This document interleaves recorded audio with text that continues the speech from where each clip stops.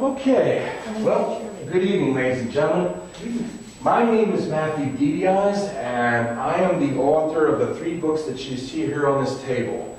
My first book, Bench Bosses, the NHL's Coaching Elite. My second book, The Art of the Dealers, the NHL's Greatest General Managers. And my brand new release, Lords of the Gridiron, College Football's Greatest Coaches. I've been writing now. My first book came out in 2015. My second book came out in 2017. And my latest release was just done 7 weeks ago on September 1st here. I have been writing, actually I've been writing since I was 17, but these are my first published works here. I started writing when I was 17. Mostly I was writing poetry, song lyrics, and things of that nature. By the time I was in college, I became an op-ed columnist for my college newspaper. And after I got my degrees, I would sometimes submit like op-ed pieces to like local newspapers, like the Camden Courier-Post or the Burlington County Times. They even tried it for the Inquirer, but they never accepted any of my stuff and all that. But starting in 2000s, I started working on a book project that never really got off the ground. It was supposed to be an oral history of the NHL's original 6 era, when there were only 6 teams from 1942 to 1967. And I worked on that for like 4 or 5 years, had a whole bunch of interviews, but by 2010, I just came to the conclusion I really couldn't make the book a reality.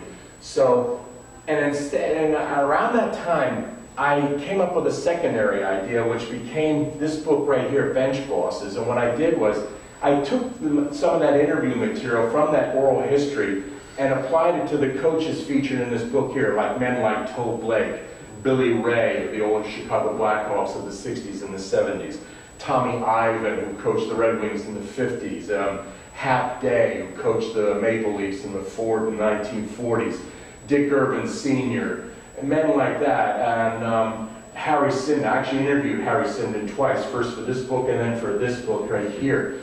And I converted, and I was able to use that interview material, and I started writing this in like 2011, and actually I finished the manuscript for this in 2013, but it took, and I actually got a publishing deal for this. This one was published by Penguin Random House Canada. And I was able to get like a 5-figure advance for this book here. And I finished it in 2013, but due to like editing and updating, it took me 2 years for this book to be released. Then I started work on this book right after this one, and I interviewed various NHL general managers from around the league, like Lou Lamoriello, who is now the GM for the New York Islanders, Doug Armstrong, who just managed the St. Louis Blues in the Stanley Cup Championship. I interviewed him. This was before the Blues won the Stanley Cup. Doug Wilson of the San Jose Sharks, Harry Sinden again, and a bunch of other guys whose names escape me right offhand. Some retired guys like Cliff Fletcher, who who managed the Calgary Flames to the '89 Stanley Cup. I tried to get Bobby Clark to talk to me, but they were working on, remember that big Seth Greenberg big coffee table history of the Flyers that came out that second volume? They were working with that, and it's like you can't help the competition, so that's why I couldn't get them to talk and all that. But they are featured in this book. Keith Allen's in this book, even Paul Holmgren's in this book as well.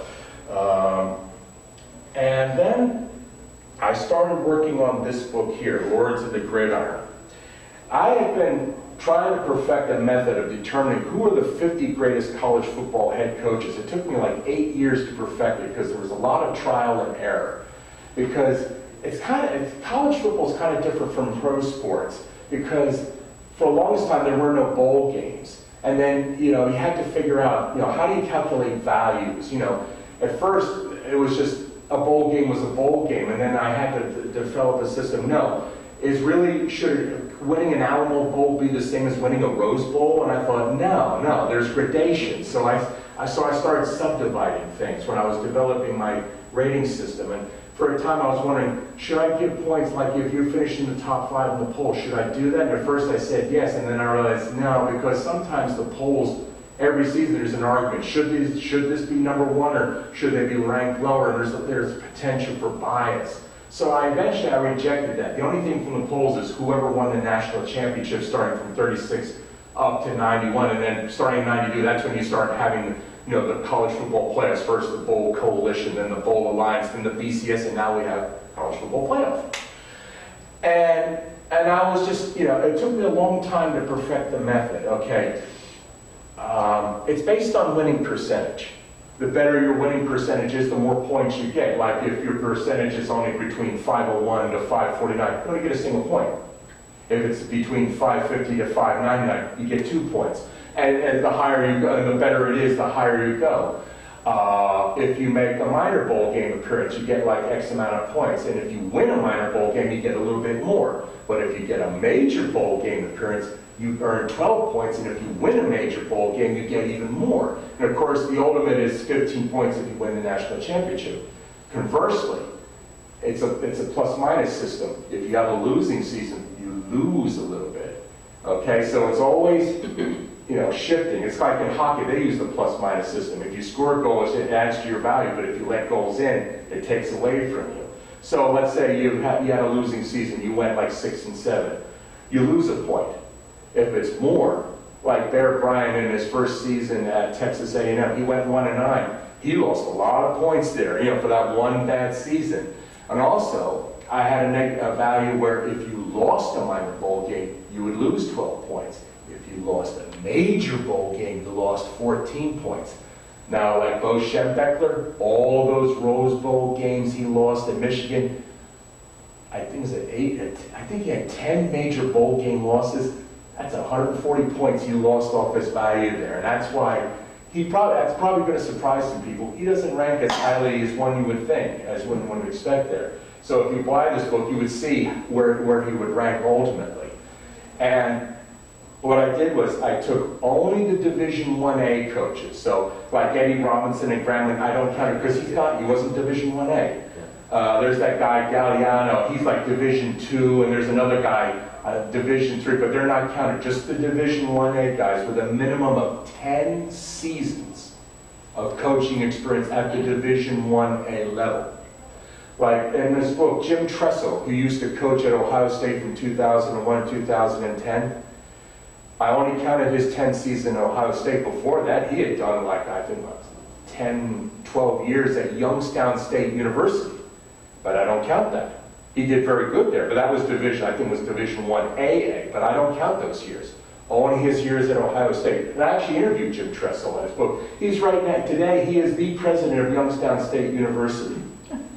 He's the university president. Great, a very friendly man. I mean, just so personable. I mean, just listening to him on the telephone. I mean, I understood why his players really responded well for him. I mean, he really gets through. He makes you feel like you're one of the most important people in the world. Very charming, incredible charm. I thought, now I understand why guys would go through a wall for him. I mean, he had me like, yeah, I want to play Coach. I mean, really, yeah.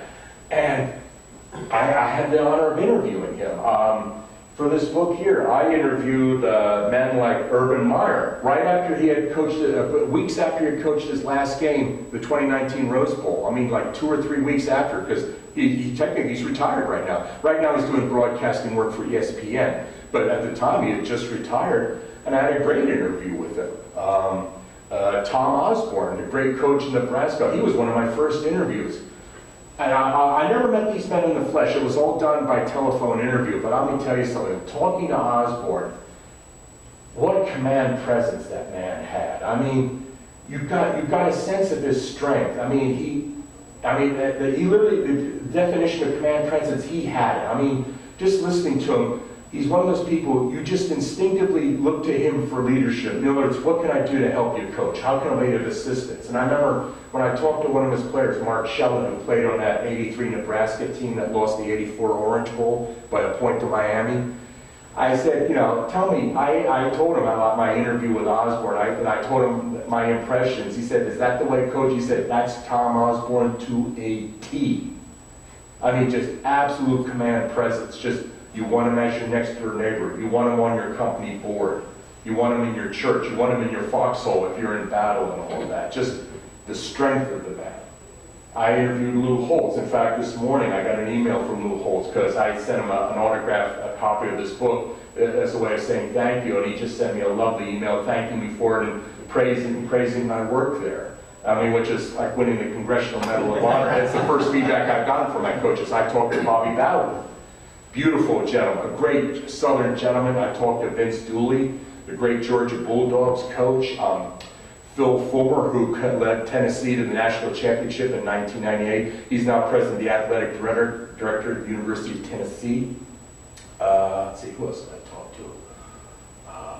Mac Brown, who's president, when he was still retiring, just before he had accepted the head coaching job at the University of North Carolina, where he is right now. I talked to him. Great guy. Let's see, who else did I talk to?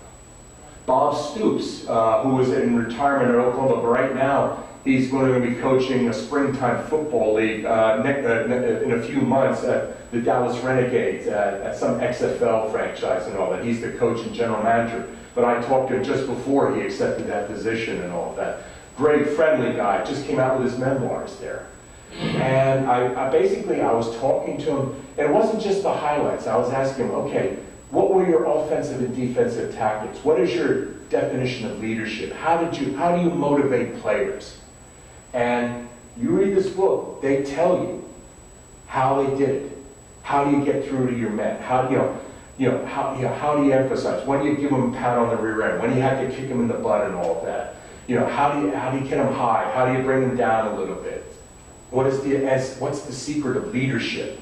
And it's right there between the pages of that book. You get into the nuts and bolts, and we also get in the X's and O's. I talked to Dr. Ted Coy, who played for the 1969 Texas Longhorns National Championship. And we're celebrating the 50th anniversary of that season right here and now. In fact, in about 6 weeks, it'll be the 50th anniversary of the game of the century, Texas versus Arkansas, where Richard Nixon was in attendance there. And he gave them that award saying, you're the national champions and all that.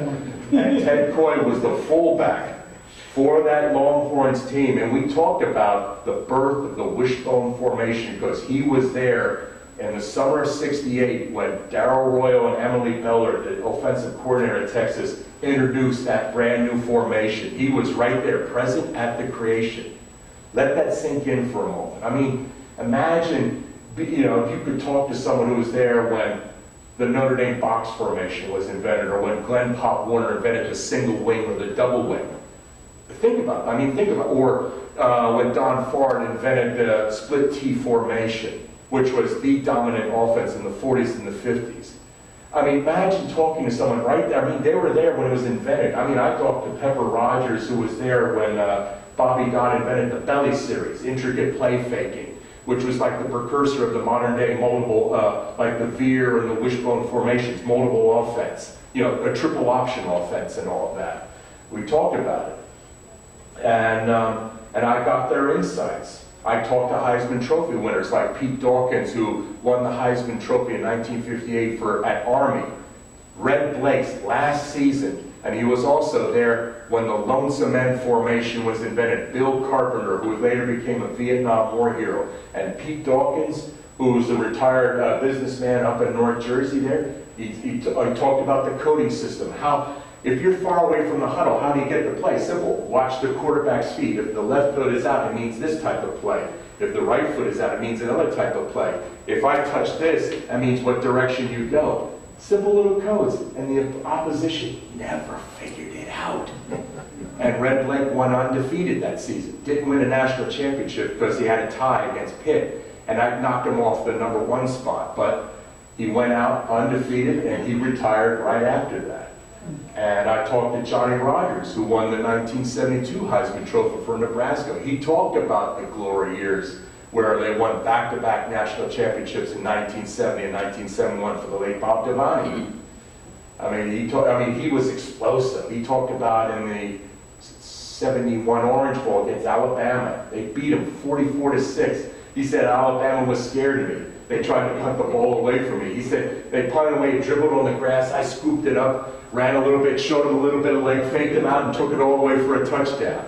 And he said, they didn't know how to deal with them. That's how he said when they were winning back-to-back national championships. He said we were gods in Nebraska. He said people would follow us because we were the national champions. And I mean, it was great to be young and a Nebraska Cornhusker. And I was talking, Wayne Fonts, who was an assistant coach for John McKay at USC, he was there in that 72 national championship season. Talked about the I formation, what it was that made John McKay the great coach that he was. And those insights are in this book here. First-hand testimony about what it is to be a national championship, what it takes to make a national championship.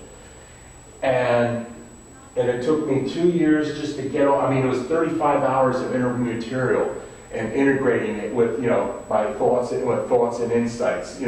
Who's number one? Who's number two? Why is it Woody Hayes didn't really make the top 10?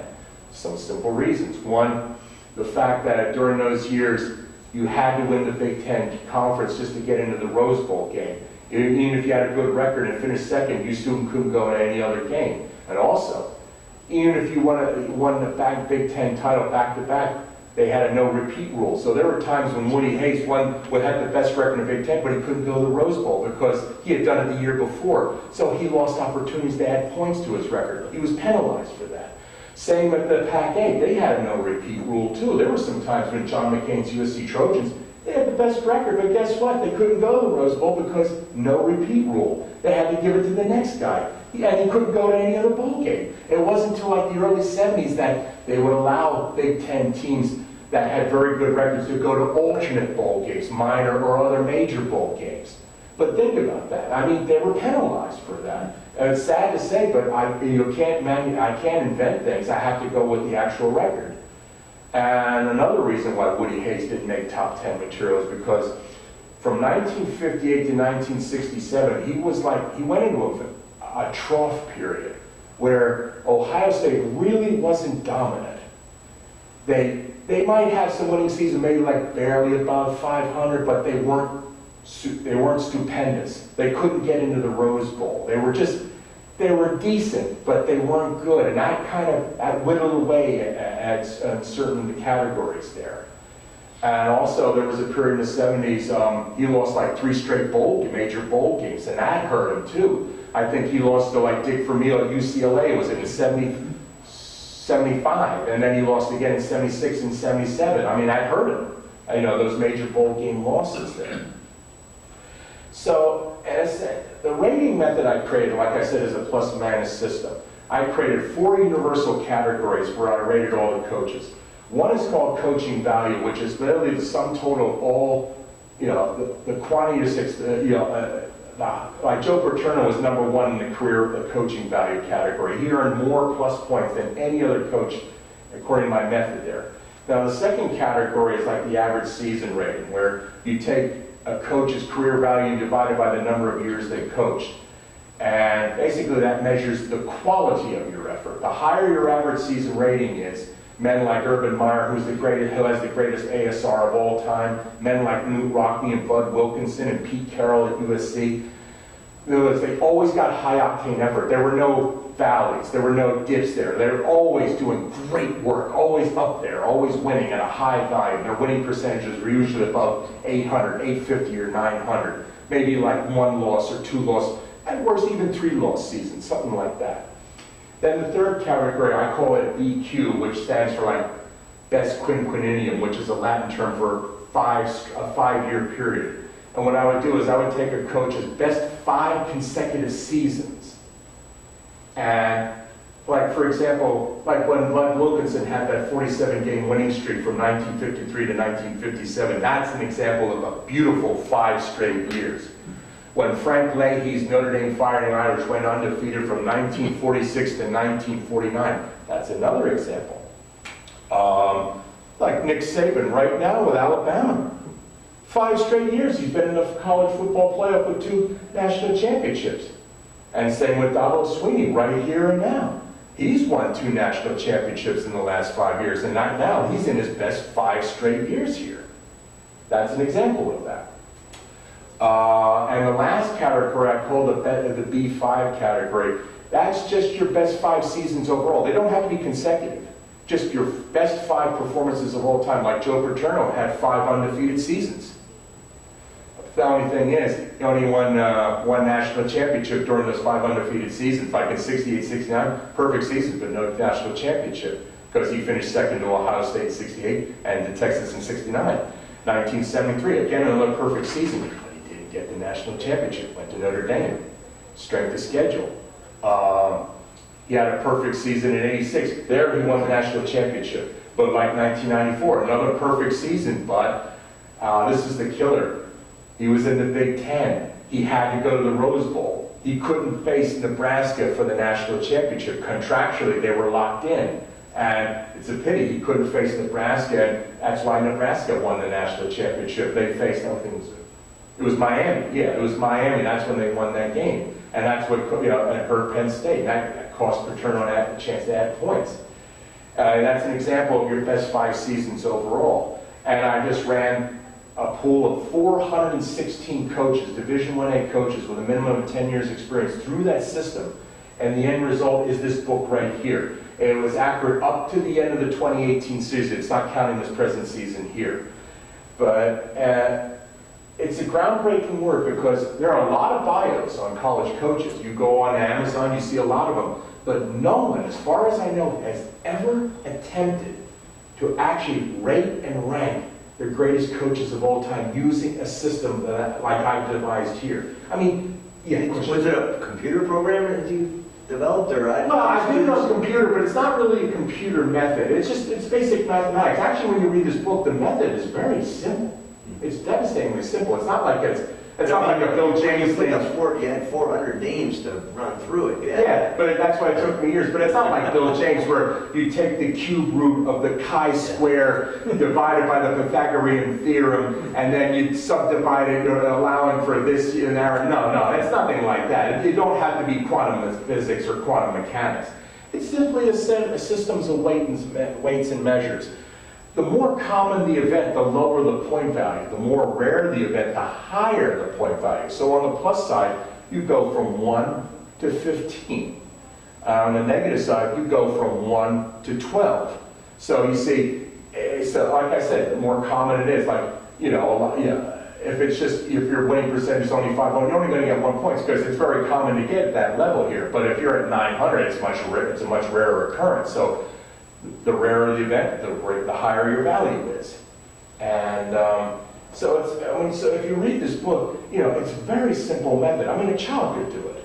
And you can easily to cross-check, easy to master. And the same goes with these 2 books here. Now these books, I was using a single value rating system here. It was just coaching value and all of that. But when I was working on this, I began to evolve. It became more complex. It's like when Bill James was writing his historical baseball abstracts, his first one came out, I think it was at late 80s, early 90s, and it wasn't his win share system. It was a different system. But when he came out with the new abstract, like was it 2000, 2001, he talked about, he said, just as I was finishing up, all of a sudden I came upon the great discovery, which was his present day win share system. So I said, I put the first one out, then I came out with the win shares, and I just basically said, this is a reevaluation, it's a brand new method, now I believe in this and all of that. So in a sense, like Bill James, my methodology is evolving, and the new evolution is in this book right here, Lords of the Gridiron here. And actually, you were talking about authors that influenced me. Actually, a book that really inspired this, which came out in the mid-50s, it's written by a man named Alison Danzig. Danzig, kind of like the old German port. He did basically the same thing like I did here. He knew the old coaches like Amos Alonzo Stack, men who played for Newt Rockne, Bud Wilkinson, Bob Zucke at University of Illinois, Dr. Henry Williams, Hurry Up Yost, and Gil Dobie. And he talked to those guys, or he talked to players who played for those guys, and much like I did, he asked them questions. Okay, what was it like running the Notre Dame box? What was it like doing the wing and shift formation? He talked to John Heisman, the man for whom the Heisman Trophy was named after. Okay, how did they do it? How did they lead?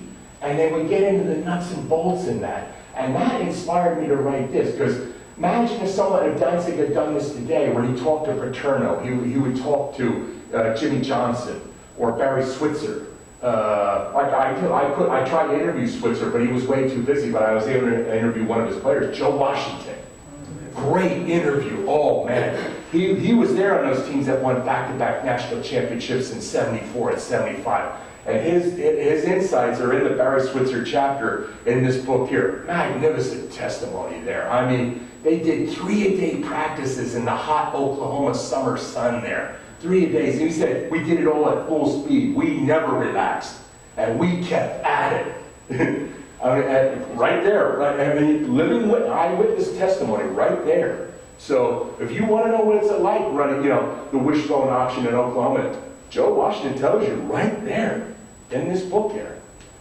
So it's literally present. I mean, I talked to some old players, like an old Notre Dame player who later became a CIA spy who played for Frank Leahy's teams from 46 to 49.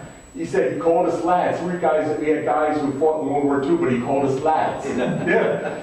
And Frank Ferricchione, who played for the Frank Leahy's last team in 53 that went undefeated, finished second in the polls. He's the guy who managed to salvage a tie at Iowa by deliberately passing out and faking an injury. He's the guy who did it. Yeah. Because they had run out of timeouts. And they had to stop the clock and be able to tie the game up. So Ferricchione faked an injury, and injury timeout. Now they had to change the rules because of that. And he said, if you do that today, you get penalized and all that. But you could get away with it, and they were able to salvage an undefeated season because of that. And I got it right from him. He's like 88 years old, living in Massachusetts, and later played for the Pittsburgh Steelers. In fact, it wasn't just college coaches. I'm presently working on my next book, which is Lords of the Gridiron Part 2, Pro Football's Greatest Coaches. And he told me about playing for late Buddy Parker at the Pittsburgh Steelers, who led the Detroit Lions to back-to-back NFL titles in 52 and 53. Talked about him. And like I interviewed Jim McMahon, the Bears quarterback. He played for late Lavelle Edwards at BYU, and also he told me about Mike Ditka. So I was able to, a 2-for-1 deal and all of that. Leroy Jordan played for Bear Bryant in 1960.